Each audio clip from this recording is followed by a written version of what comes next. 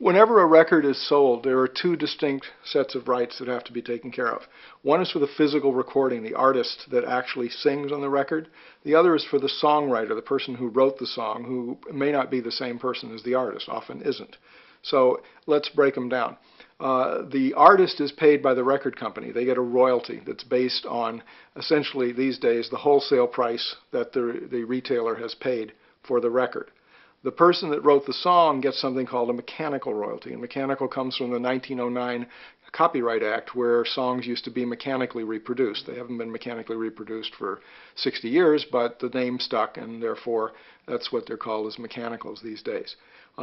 In terms of a record royalty, it's all over the place depending on your bargaining power, but the range is generally somewhere in between 12% to 18% for most artists, sometimes going up over 20% for superstars.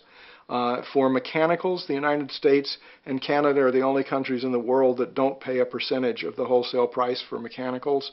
The United States and Canada pay on a per song basis, currently 9.1 cents in the United States for each song, although one of the things that goes into a record contract is that the record companies want to pay 3/4 of that rate as opposed to the full rate, on the simple theory that they have the bargaining power and you don't.